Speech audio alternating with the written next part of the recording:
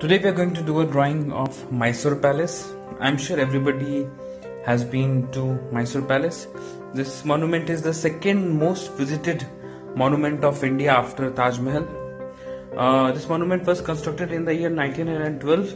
It had taken 15 years to construct this monument, and the Cera of Mysore Palace is world famous. So let's keep the copy in landscape form. We'll draw a wavy horizon line, and then we'll start from the center pillars.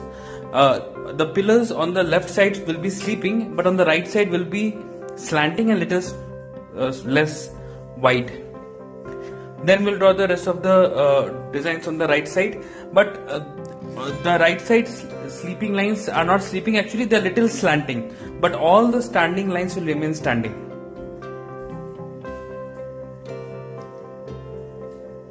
So if you see, the top line is little slanting on the right side. Then we'll draw the structure of on the left side. Here again the top line is not completely sleeping, it is slight slanting down, but the pillars are absolutely straight. The farther left side will draw the lines, but we will not detail them because we are not going to detail them in the final picture also.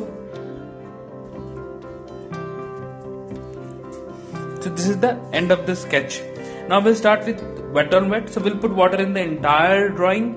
We'll put a little bit of vermilion hue and lemon yellow in the sky, leaving a bit of white gap near the palace. In the palace we'll apply a bit of crimson lake, wet on wet, and lemon yellow, and in the ground also lemon yellow. So this is wet on wet. We'll wait for it to dry. So vermilion hue and lemon yellow in the sky, crimson lake and lemon yellow in the palace, and lemon yellow in the ground.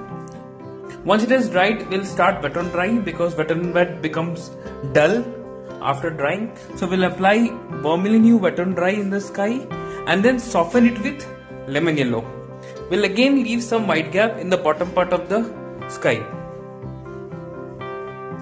Then we'll prepare little reddish violet, so crimson lake plus a bit of blue, and apply wet on dry in the palace, and then we'll also soften it with bit of lemon yellow.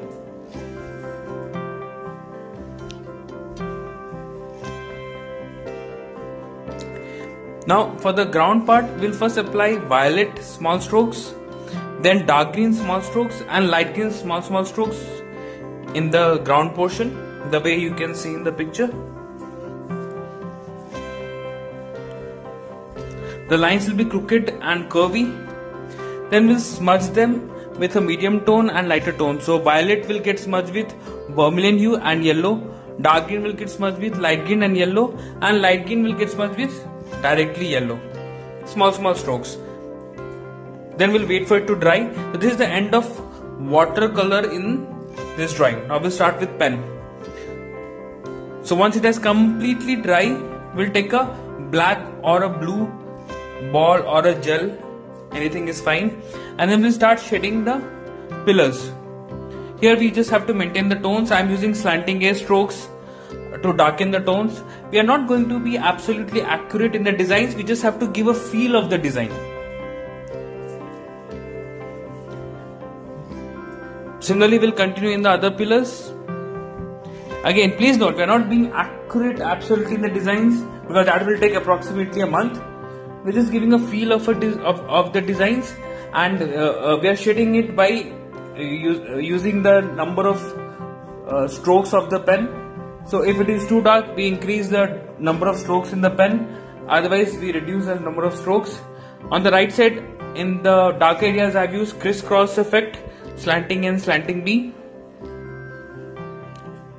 Then we'll start shading on the left side, but we are not going to detail the left side much, so just the lines that you see without much of detailing.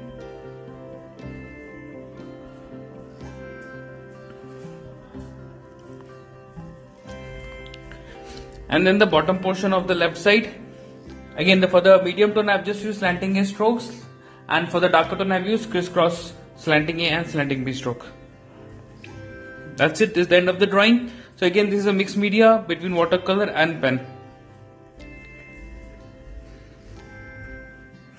All the best.